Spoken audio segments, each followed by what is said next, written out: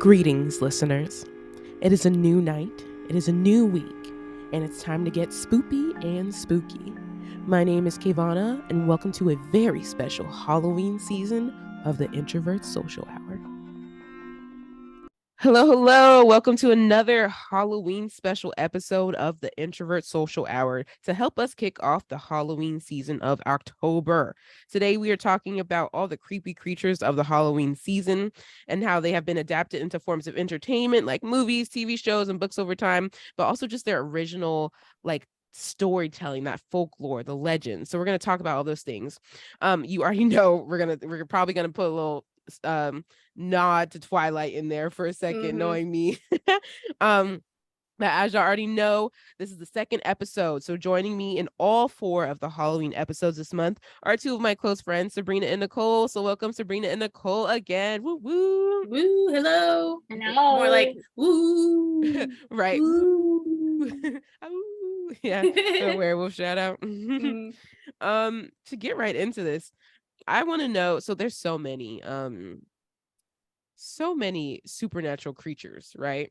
But what are some of your earliest references to different supernatural creatures, such as like vampires and werewolves and witches and maybe some other creatures that aren't as frequently mentioned? Earliest? My mind immediately goes to Twilight. Oh, that's hilarious. Really? Okay. I mean, like, as a kid, like, you have the like Halloween idea of those creatures, but I feel like the first time it was like really getting into some of the like the adaptations of them into different stories and stuff like that. Like, Twilight was a defining moment in my life. My mom was like, I know this is really popular right now. I'm going to read it first, and then I'm going to see if it's appropriate for you and your sister to read. And that was it. We were big Twilight stands back in the day. I mean, it is an OG. I kind of pushed back a little bit further. So I was a little bit late to the Twilight train. Fun fact, I watched the movies before I read the books, and the actual Twilight book was the last one I read out of all the books. So it's very backwards, I know. But my first thing, I always go to the OG of it all. Like, I remember having knowledge of Dracula very young. Yeah, like just general like idea, like we like from even like Sesame Street, we have like Count Dracula and things like that. But even just like other small details and stories that we were told. So, shout out to that story, because he kind of like started everything and kind of started the story of vampires and everything from there. But yeah, I would say Dracula is the original, like the earliest reference, and that just happened in various forms, because they've adapted Dracula into so many different ways at this point. Yes, that is true. Yeah. What about you, Sabrina? So, I mean, I think my first like proper introduction to like the supernatural world was Harry Potter. Or like to the world of monsters and creatures like that and witches. It was Harry Potter, because I read the first book at the end of first grade. Oh yeah. Sure. I was advanced on that part. So, or I also had like a little like book about like, I had lots of little witches books. I always knew about Sabrina the Teenage Witch. That is my name. People have been referencing that all the time my whole life. It's the reason when I was 19, my last Halloween as a teenager, my cousin gave me the idea and I did dress up as a witch.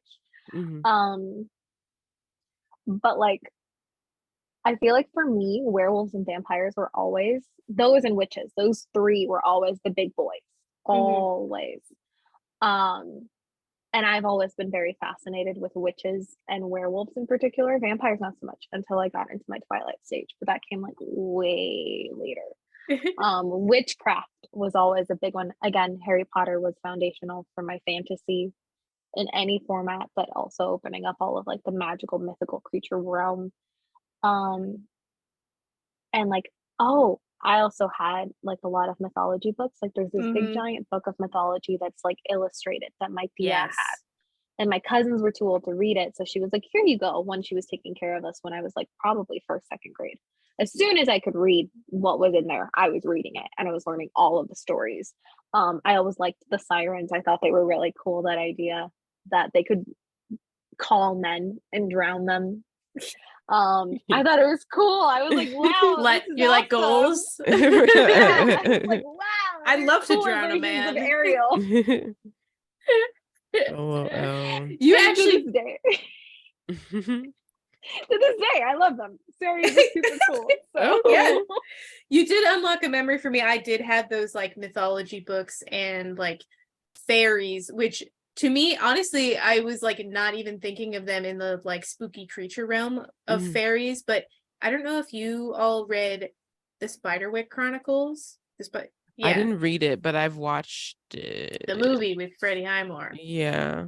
That book series and the movie had fae in it that were very like, you know, the classic like That's little gross little creature fae of like violent red caps and like brownies that would sneak into your house and like pull tricks on you and tie your hair to the bedpost and things like that. And those sort of fairies, rather than the like a lot of depictions of fae in popular culture now are these like Tolkien like elevated beautiful elfin creatures, whereas we less see the like little gremlin-y type fairies, which was a very original like mythology point for me. That like classic Scottish folktale version of fae as being little shits.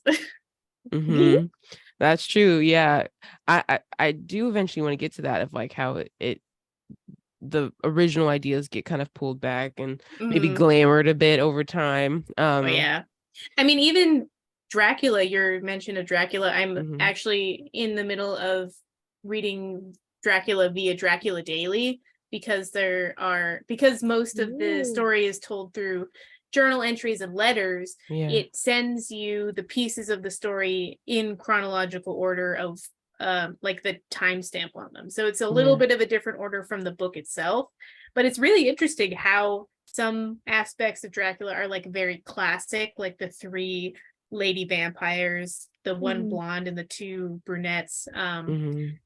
The appearance of Dracula, the way that he's described, is so fascinating, because you can see like how we got to a lot of the popular depictions of it, but he's also described as like a weird little lizard man that like crawls up and down the castle. I love that. That is true. Yeah. I do want to know, to like help us like jump in. I know, Sabrina, you kind of talked about it, but I don't know if it's your favorite. Do y'all have a favorite like creature, like supernatural creature, monster, like just like the not necessarily like that you'd necessarily want to be, but just like you love the stories that go behind it, whether it's like the original like you know, folk tales that they tell, or what the stories that they tell now. Yeah, I don't know if I could pick one. I know, I was like, there's so many. Okay. I literally like I figured out a way to have an entire quarter of my like ELD class this year be monster stories. I had students write their own monster stories because I love it so much. So I'm like, I have too many. Like I said, I love werewolves, and I love like how many different kinds of werewolves. I think that's fascinating. The different forms of like. I also think like werewolves and lycans are very different in today's world, especially with like so many people just writing their own stories, with like all of the like writing websites that exist for people to read, like Wattpad type of things and everything like that. They become very distinct. But like that idea of lycanthropy, what is it really? What does it mean to be a werewolf? Is it that you can only turn at the full moon? Is it the really creepy, terrifying version of a werewolf that's like spindly, like like nasty, like not very like hairy? Is it that you turn into a literal wolf like in Twilight? Like, if I'm being completely honest, the werewolves in Twilight are not terrifying in the slightest. Oh no, they're just big old dogs. Not scary. Yeah, they're big old dogs. Like, obviously, if I were to see a dog that huge, a wolf that huge in person, I'd be done, donezo. I'd be like, okay, please leave me alone. But they're not scary to me. But I do think the way that they operate and how like you turn and how like the movies don't do a good job of talking about it, but like you don't age. They won't age anymore until the cold ones leave. So realistically, Jacob never has to worry because Renesmee is always going to be with her family. So he is always going to be a werewolf. So he will never age. He's functionally immortal. That's really weird. Exactly. Yeah. So it's like, I think that's really fascinating. Also, I love wolves. They're like one of my 2 favorite animals. So they're a big one. And then I've always been fascinated by magic. So witches are definitely up there. And then I've got a lot of like other like fun things. Like I just love monster stories. Just like in general. Like anything you can throw in. I will just eat it all up. Especially because they're not real. So it's way easier to consume than if it were real. It's true. Well, yeah, werewolves are really, I have a special place in my heart. I think also because there's so many different versions of it, and especially as I kind of delve into, like, I've kind of been on a kick of like looking into original folklore that inspires a lot of these stories, that started with reading up on like Scottish and Irish fairy folk tales, because I was like, you know, where does this come from? And they really just were like little shits, and not the kind of like, you know, ACOTAR type like ethereal creatures that you see in a lot of popular media. And I like that origin of like a shitty little guy that's gonna pull a trick on you, and you better be nice to him or else it's gonna get you. So fae, little shit fae, werewolves, and also dragons, because dragons. because they're quite fairly universal. Like so many different cultures have their version of like dragon like figures. And I mean, I always wonder, like, was this because these different cultures were like, we found this really weird ass giant skull buried in the ground. What is that? Well, it has to be a big lizard creature, therefore dragons. You know, is it some form of that means that we get all these different versions of like reinterpretations of big, so sometimes lizard-like, sometimes not, creature that breathes fire and flies, and like I like that you can kind of find a version of that in a lot of different cultures. I can't believe I forgot. That's what I hit on BuzzFeed questions all the time. It's like, which one would you like as a pet? I always pick dragons. The mini dragon, like a cat-sized dragon. Live. No, I want to ride a dragon. Are you kidding me? Like Game of Thrones. Yeah. I'm not scared of heights. I'm just scared of planes. So I could go on a dragon. You just wanted to be able to drive a plane. A dragon plane. Yeah. That's funny. I'm literally sitting here. I can't think, and maybe Sabrina knows this. I'm trying to think if we read the same thing. But what is this? What is the series that brings up dragons? That Aragorn? Which one? Aragon. Oh, Aragon. Sorry. Oh no. Sorry, that I was thinking Lord of the Rings. No, I'm thinking. Sorry. Yeah, I'm thinking like book series, because what books? Maybe you haven't read it. I'm like, the minute Nicole, you said dragons, like I was plot. Maybe I can. I can't even give you plot. I know that it's not ACOTAR, right? ACOTAR doesn't have a dragon. No. It's another situation of like different houses and stuff. But Game of Thrones. Harry Potter? Harry Potter did have dragons. They do have dragons. It's along the lines of ACOTAR, but it's not ACOTAR. If it pops up, I bring it up. But there's a lot of like dragon writing books. It has dragons in it, but it's not specifically about dragons. It's dragons, and I think also fae as well. You catch my drift? Is it the one that I was reading? Is it the Priory of the Orange Tree that I have not finished? No, I haven't read it. I was like, it's something that I read, and I was like, oh, they're bringing in dragons. I can't help you. Oh man. Okay, if I bring it up, if I find it, then I'll share it. Because for some reason I thought you had also read it, but it's okay. I might have. I just can't remember. Okay, it's okay. But speaking of though, let's talk about the impact of like these stories on popular culture. So like let's talk about the influence of not only vampires, werewolves, and witches, but all other like supernatural creatures in movies, TV shows, books. We kind of talked about it already in regards to Twilight, but I do want to give some mentions to Teen Wolf. Oh yeah. Vampire Diaries. Mm-hmm. We get a little bit of everything in Vampire Diaries. We get all three and then some a little bit. Mm-hmm. And then even Vampire Academy, just vampires in that one. Mm-hmm. With a little twist of like hellhounds, right? Mm-hmm. Yeah. What are some of your notable like, ooh, yes, great mention of supernatural beings? I don't know if I would call it great because it's also a terrible show, but I really enjoyed Hemlock Grove. I knew it. Yeah. The Netflix original. Because it more on the horror side, like the way that they do the werewolf transformation, the first one that they showed this show on the screen is so good.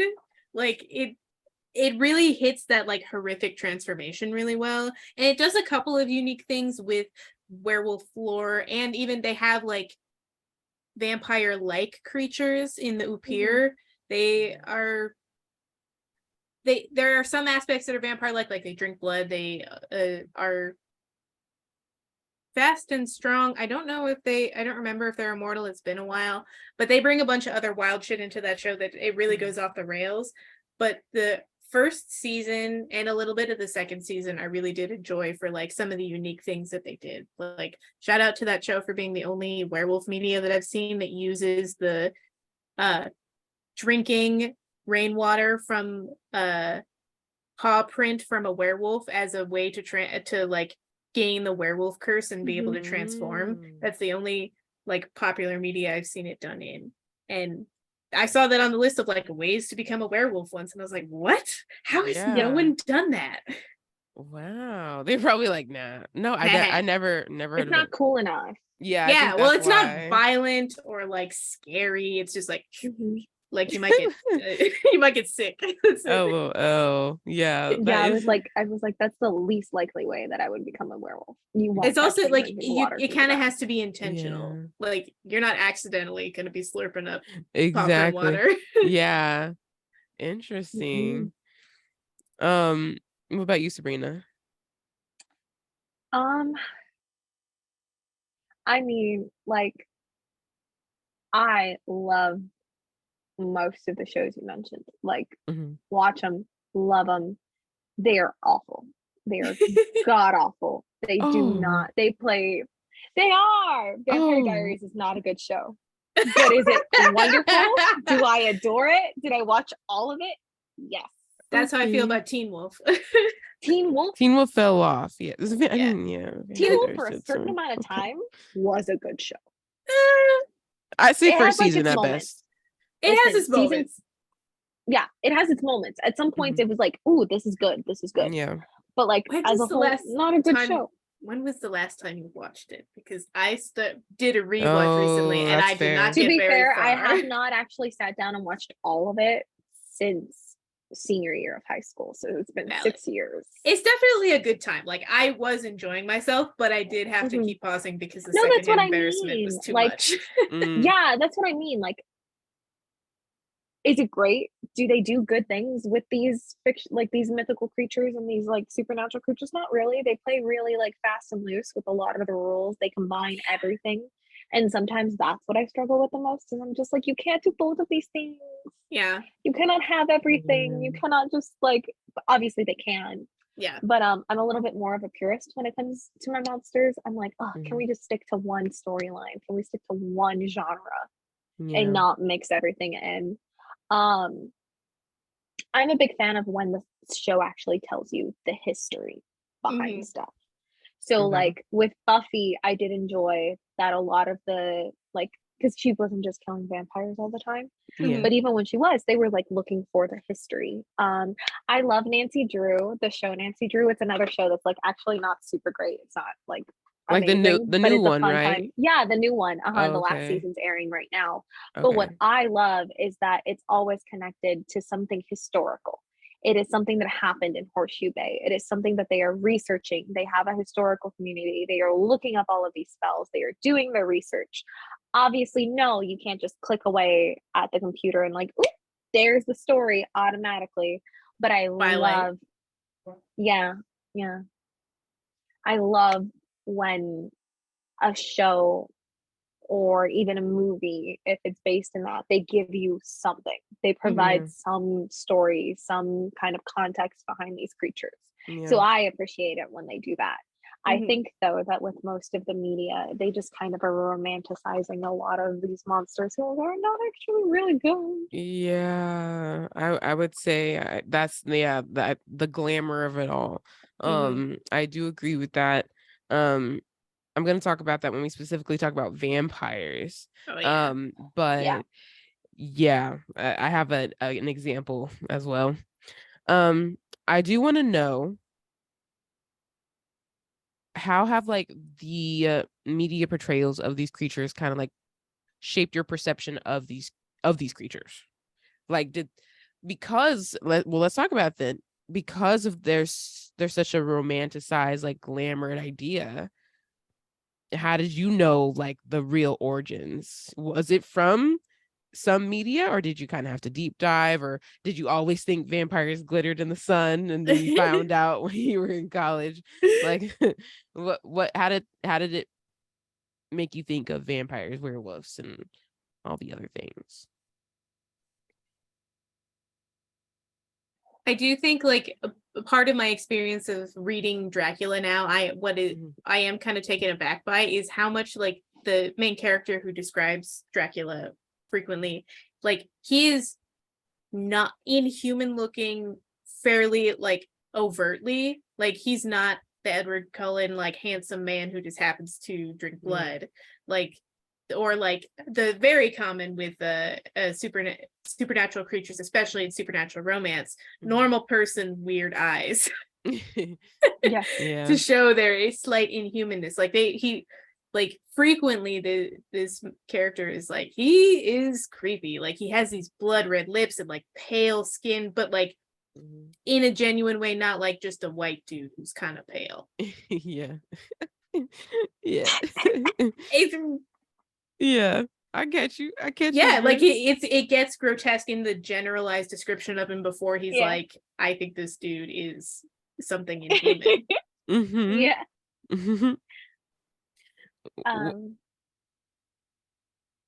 No, you go.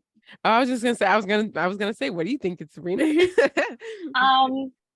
So to kind of take us off and like bring something newish, but also like one of my favorite and one of the like areas I love to talk about the most, Frankenstein. Ooh, okay. I adore Frankenstein. It is my favorite classic novel I have ever read. I reread it often. I dream of the day when I can teach it. But I get so mad at what they do with Frankenstein. Like most of the media, you'll look at it and like, or most of the movies, most of the everything, Frankenstein's monster creature. Because that's the thing too. Like the whole conversation of Frankenstein is the man, not the monster. True. Like he's just this big fumbling thing that doesn't really speak. Like that whole idea of fire. Where did that come from? I would love to see when they brought up that idea, if it was like in one of the original Hollywood films, where they brought up this idea that Frankenstein didn't like fire, because that's something that pops up occasionally. If you've seen Hotel Transylvania, that's a big part in there. The fact that like Frankenstein's bride has come about too.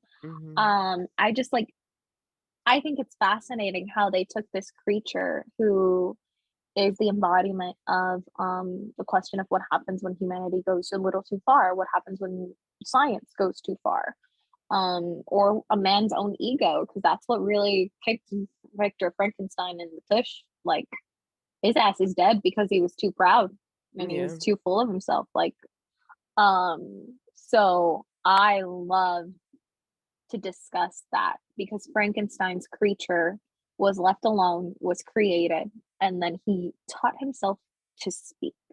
He taught himself to read. And he wasn't reading like super simple things. Like he was reading philosophical pieces. He was reading these big giant questions of like humanity. And then like in that story, the story is just beautiful. That novel, the whole novel is beautiful. But we get that whole moment where he is articulating his entire journey from the moment that Frankenstein leaves him.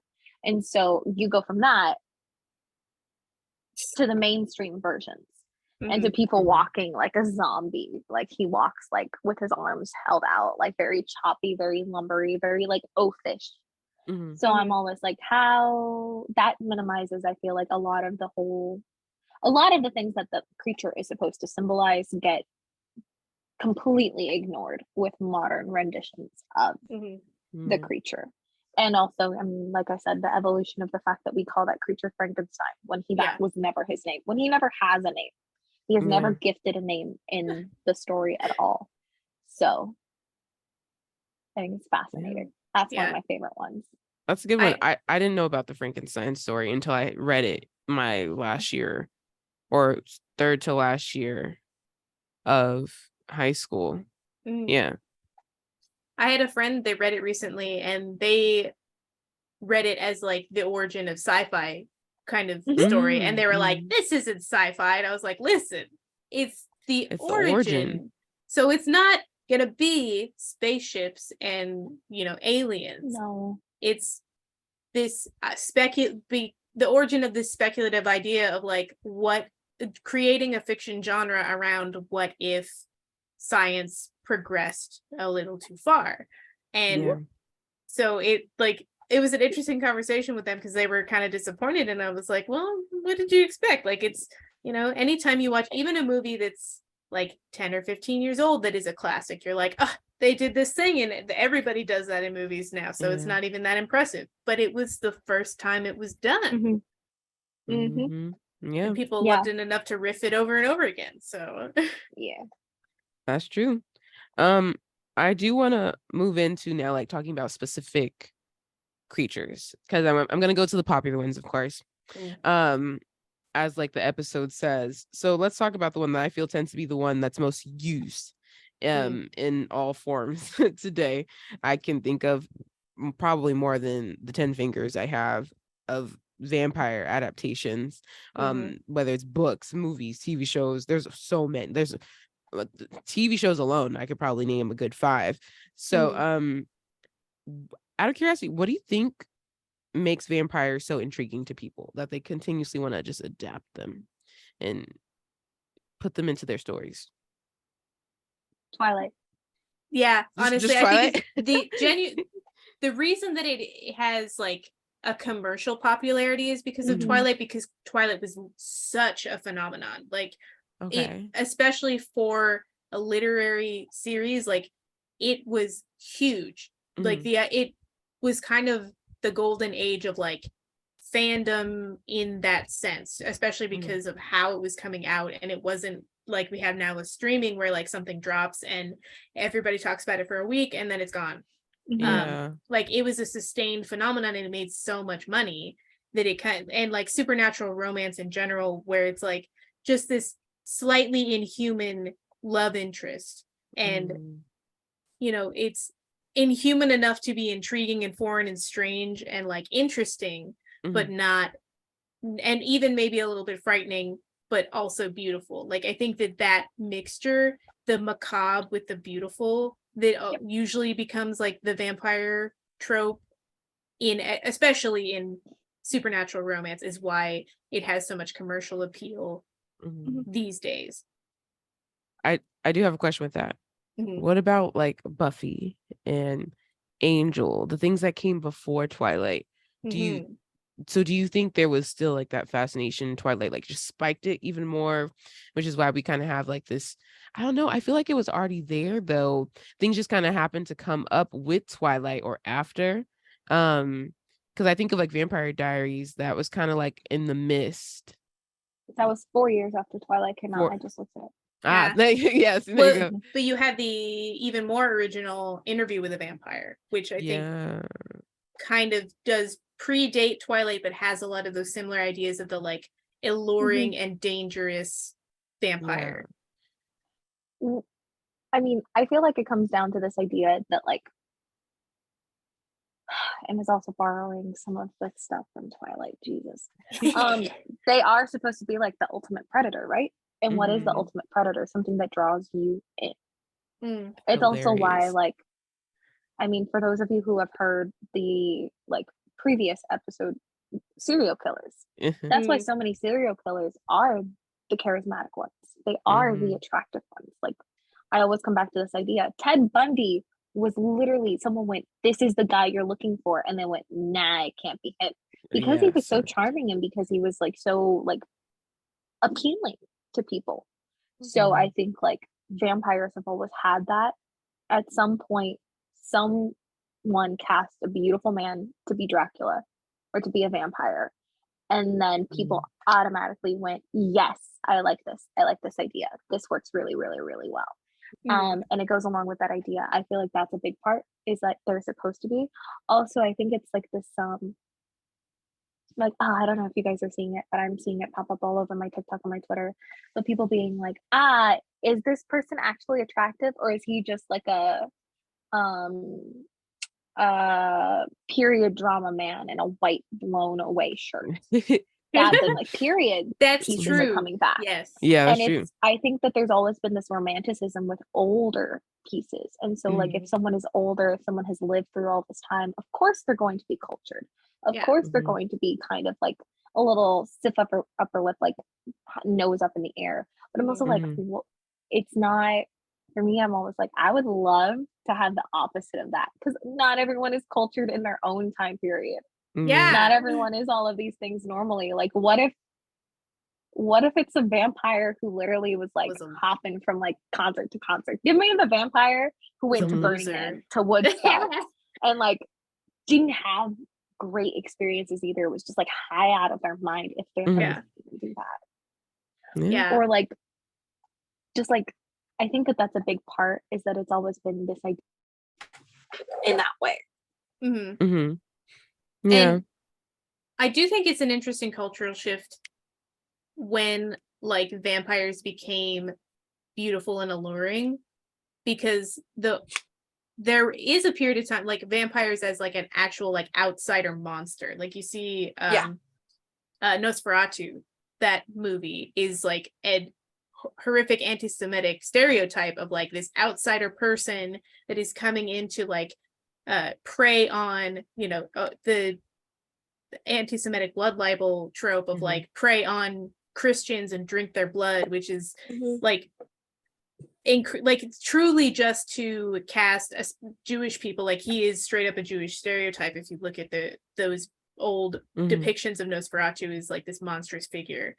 And I am very interested in when that character, like when did we go from like the monstrous other to the alluring outsider in a different sense.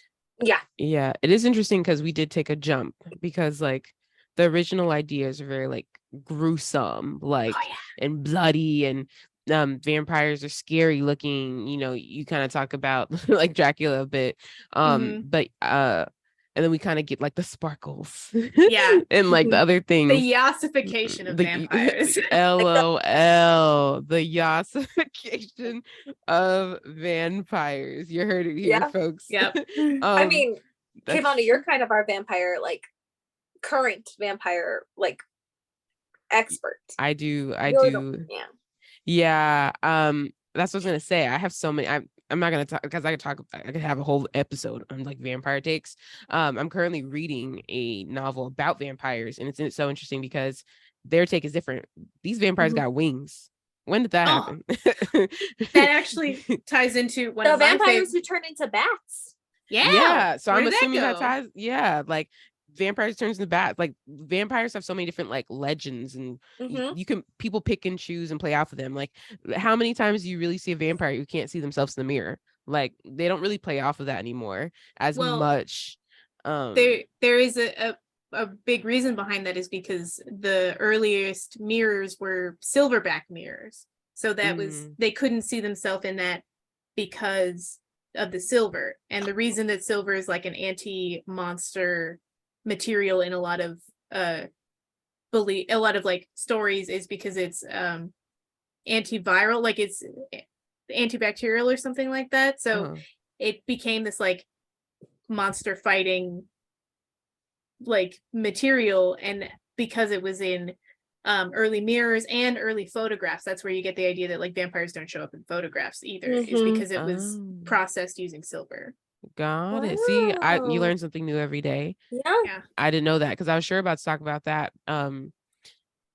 I do want to give a note to one of the most recent like takes on vampires that I think kind of tries to tie a bit back. It kind of mixes the two of like the alluring vampire and the scary one. The Invitation, the movie that came out last year. Yeah, year before, Yeah. last year, somewhere like that.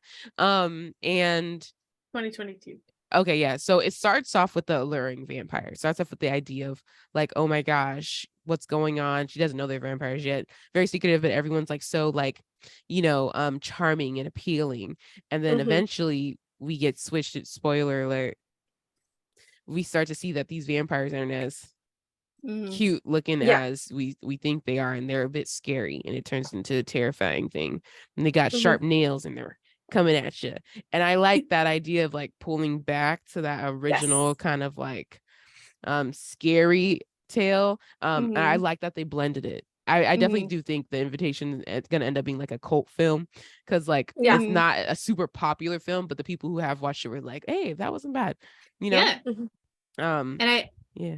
And I do think it, because if vampires were real, they'd be like, hell yes, Twilight is the best thing that ever happened to vampires. Absolutely. It's like a PR moment. The ossification of vampires really did something for them, because then you can just like, anytime you kind of have something going with somebody, you can be like, hey, I have a secret to tell you. And then you get them. Literally. And so the lamb meets the lion. Like, oh my god, Stephanie Meyer. Oh man. Yeah. But speaking of Twilight, let's move on to werewolves real quick. Oh man. So just the same as vampires, werewolves have had an intense variety of their transformations and things as well. In the same aspect, do you think people get fascinated by vampires as they do as like werewolves? I am interested in the fact that I don't know if, I don't think Twilight was the first to do this, but this idea of like vampires and werewolves as like opposites in the supernatural world, or like natural enemies whenever they're put together, or you frequently see vampire media that happens to have werewolves in it as like a background thing. Shout out to the Vampire Diaries, who had the worst, most boring werewolves, I think. Listen. Okay. I think I love them to the core, but I agree. But I think it was because they were just trying to pull in some werewolves. It was very obvious vampires were the first and witches were the next one. And I even think kind of equally, because the witch background was super good. Like the originals had it solid pack. Justice Bonnie. We're gonna talk. Yes. But yeah, I like that take, Nicole. In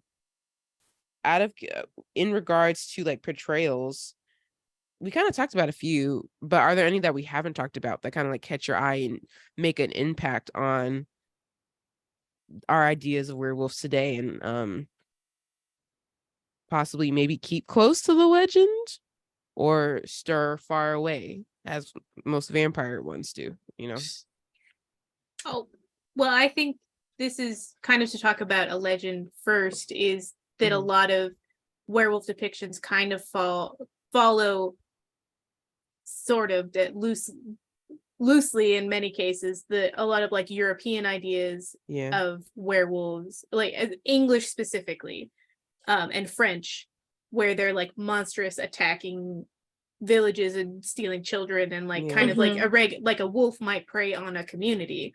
Whereas I have read a few things about Scottish and Irish werewolves that are depicted in quite a different light. Like Scottish werewolves are frequently depicted as loners and like hermits who move from place to place, and like they're humanoid with a wolf's head, and like very different from the like attacking violent kind of werewolf. And then you have, I am gonna try and say this, the Irish shapeshifting werewolf, the Fuela, pardon my horrific Irish if it's not great, that is also a transforming werewolf version, but they're a protector of communities and children, as opposed to the French version that a lot of like monster stories derive from, like the loup-garou. And I think that also got imported to the Americas with a lot of the like European influence of this like monstrous werewolf who preys on like the weak in the flock sort of thing. Okay. So I would love to see some werewolf media that's based on Celtic werewolves more. That would be really interesting. Yeah. I know that I've heard like whispers. I forgot to do more research on this one, but I've heard whispers and things that like vampirism was always like the outsider, someone who's like off to the side, who's not like everybody else. And like I have heard that like werewolf lycanthropy is often also seen as like that one's a disease more than anything. That's always how it's portrayed.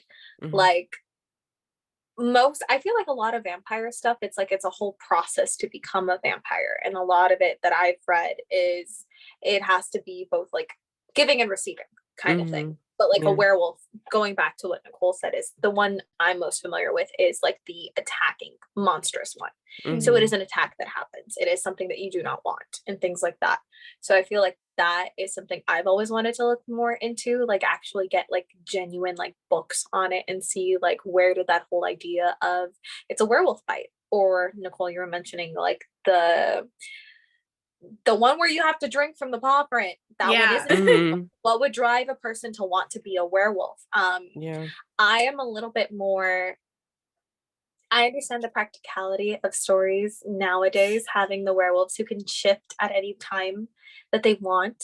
But I really do personally love when they can only shift on a full moon. I like it. I think it ups the stakes, especially if you do have that classic like monster hunt, because it's like, who's not here on the full moon? Where are you going? We're only closing on like these few days and things like that. I love it. Like I love the Red Riding Hood aspect of it. I love those types of movies. That's a good movie too. The one with Amanda Seyfried, I'm a big fan of that movie. Same. But I don't know, I just kind of, I feel like werewolves for me have always been more of a I love them, but because I love them so much, I don't really want to look into things, because then I'm gonna get upset when we start messing with things. That's true. So yeah. When you know, like, I have my personal preferences for the types of werewolves, the types of stories I like. But I would like to know, like, where did those stories come from? Yeah. More than anything. I have a fun fact when I found that I'm gonna move on to witches, but apparently one of the earlier mentionings was in Greek mythology. And I didn't know, apparently Zeus turned I'm gonna mess up his Remus name. and Romulus, which one? That's Roman, isn't it? Zeus turned Lycaon's sons into wolves.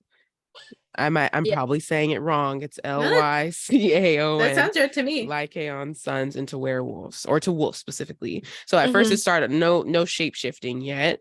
Like the original ideas is like they were once a human turned into a wolf, and then I found some more stories. There's a lot of them of like stories, you know, that people said they saw someone turn into, like all the way to 15, 16, 1700s.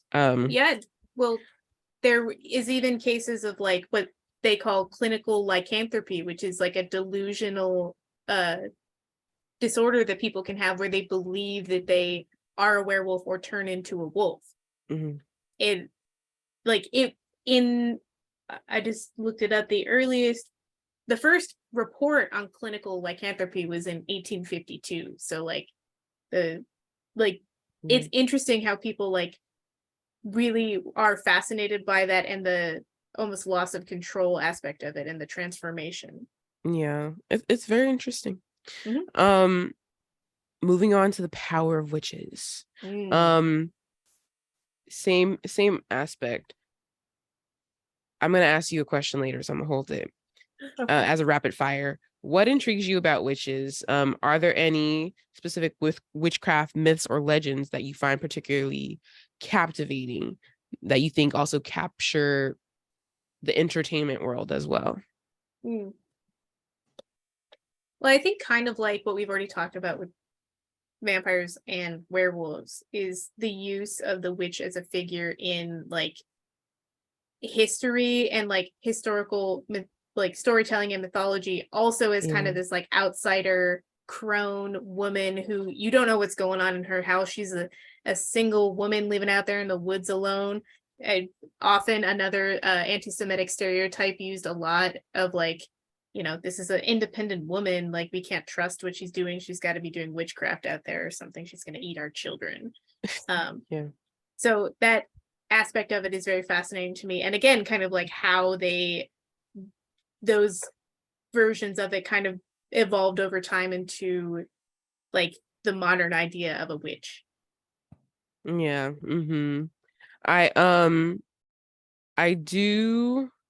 I would say I'm more acquainted with the ideas of the current time. I wasn't aware of too much of like earlier aspects, other than like, you know, we know the Salem witch trials, we were taught about that and things. You think about Grimm's fairy tales, sort of that idea of a witch. Yes. And so I was interested to like see how they get adapted. I will say I would love to see more like witch focused content. I think we are a little bit oversaturated in like the vampire world. But I'm always a fan of like witch shows and movies and stuff, because of course, just like with vampires and werewolves, every adaptation is going to have a different take. And so some of my favorite ones are like Witches of East End. It got canceled, it's okay. Witches of East End.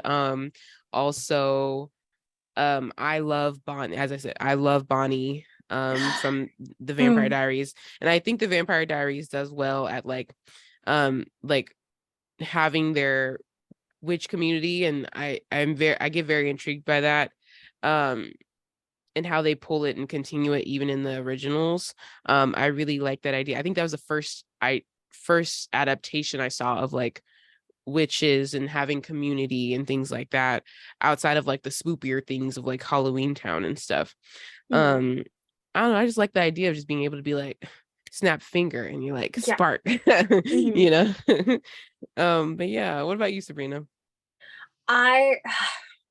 There's like so much. There is genuinely just so much that goes into it for me.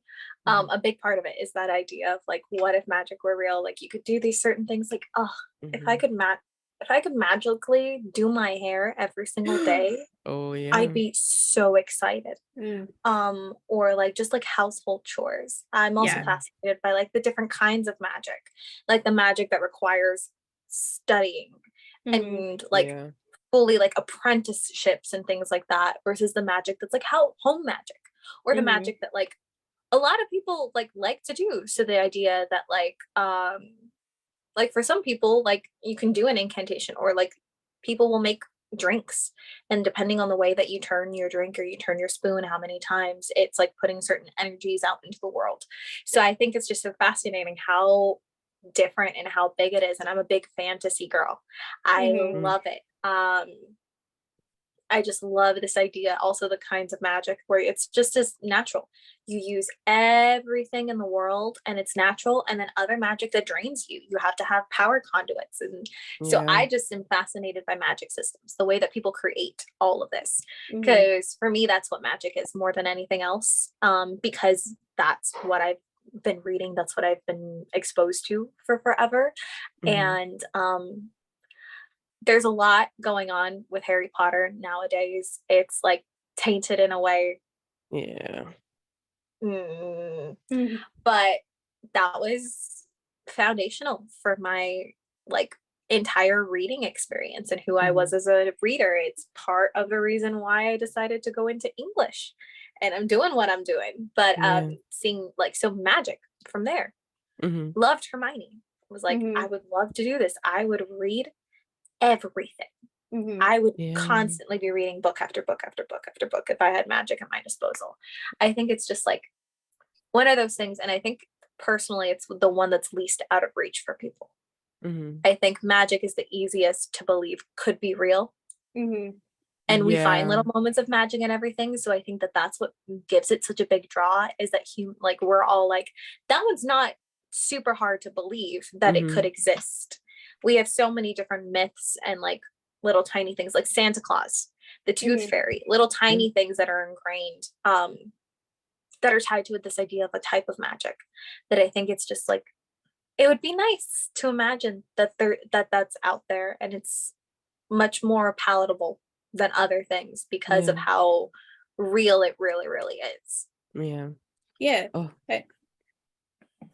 The kind I am really intrigued by the like personal spirituality aspect of it, like that people use it as, I'm putting my intention towards this thing, or I'm doing this habit or ritual to, like, the personal spirituality aspect of it, where it's a belief thing. Like, it's not the same as manifesting a pillar of fire, you know, in your house, but it's the small magic, I think, is really intriguing. Yeah, I agree.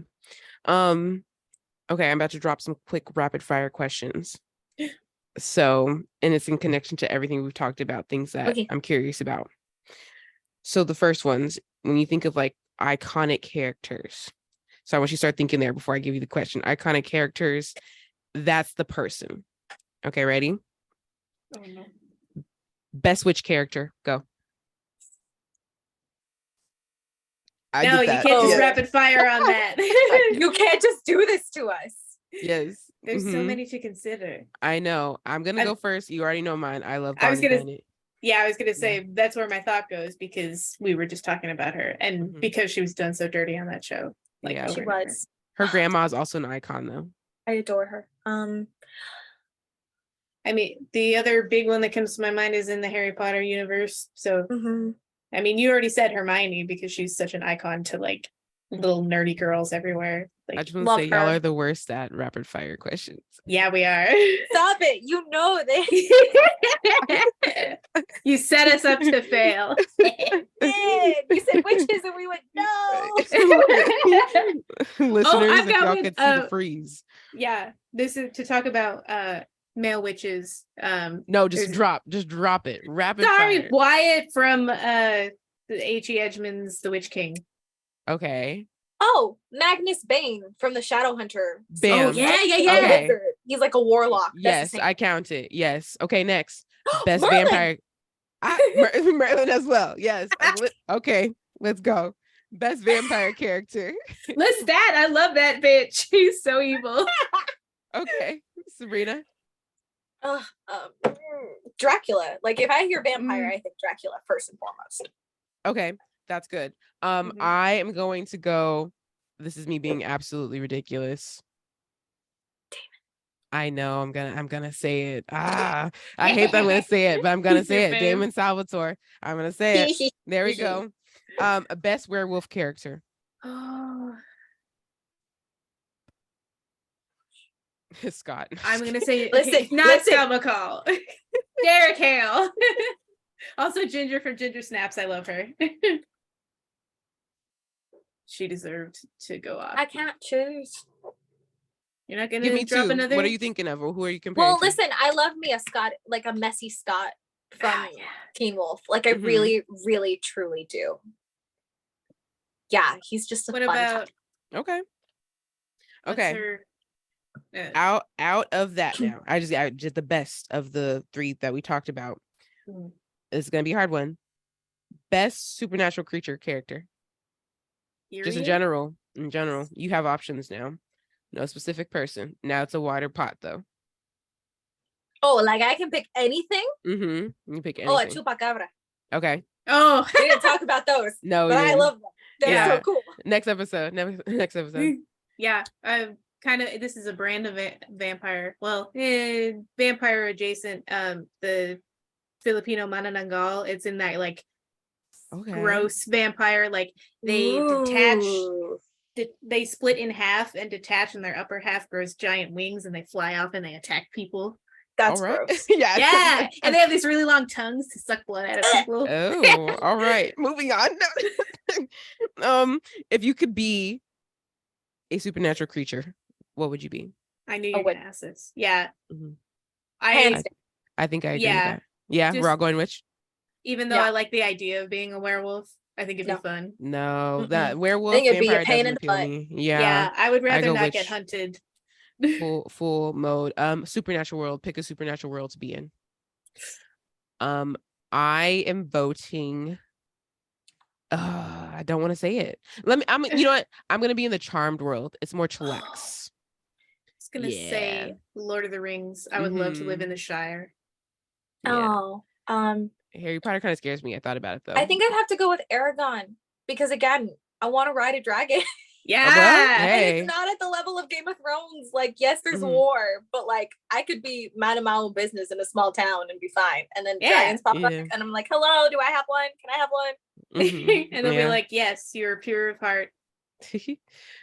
All right, last question. If so, what supernatural creatures do you think could be real? Like, Mermaids, okay, bam. sirens, I like that. Oh yeah, absolutely. we do Mhm. not know what is in the ocean, man. Nope. The Kraken. We sure don't. Mm-hmm. Yeah. Yep. That's true. That's a good one. I do tend to jokingly blame Faye whenever something goes missing in my house. So Oh no, I absolutely believe that they could be real. yeah, they're just little shits. Yeah. Stealing my headphones. Yeah. Avoid fairy circles always. Yeah, be Yeah. nice. Ghosts also. I think that of them, I think that it's, if we're talking most likely to be real, I think that That's true too. Yeah. human life leaving an imprint on the world, I think is quite likely, because people do react to it, even though I'm more of a skeptic. Like, yeah, there is some level to it. Yeah. And similar connection though, I do believe in the idea of witches, in the sense of spiritual magic. We hear the things like voodoo and hoodoo and things like that, the little spooky stuff. But I really do think that there people practice magic that is more connected in that way. Specifically in Black culture. Because I can't speak in other aspects, but I really do think that it exists in some form because of the idea that if, say ghosts exist, then who's to say that these other like connections don't too, I don't know. I think about that, but yes, I agree. I do wonder. I'm going to talk about that in the next episode of like some theories on like sirens and mermaids existing, specifically in Jamaica. So I'm excited to talk about that. Yeah. But thank you so much, Sabrina and Nicole. As always, this is Spoopy episode number 2. Next episode, we're getting a little bit spooky. And then the last episode will get spookier. Reminder that this is 1 of 4. So if you didn't listen to the first one, go back. This is the second one. Sabrina and Nicole will be in all 4 of them. Listeners, tell us, what's your favorite like supernatural creature? More specifically, even what's your supernatural creature adaptation? Like, what's your favorite go-to? Is it Twilight? Do you like a little sparkle, little yassification? If you do, go ahead and tell us in the Q&A section as always. Make sure you spread that Halloween season fun with friends and family by sharing the podcast. Follow and like this podcast to get notified when new episodes drop. You can follow me at KaVonna on Instagram to stay updated as well. Once again, thank you to my lovely guests, Sabrina and Nicole. Go ahead and follow them. Look at the episode description to stay updated on what they're doing. Get spoopy, get spooky. Have an amazing week. I will see you next week on the Introvert Social Hour. Thanks for joining.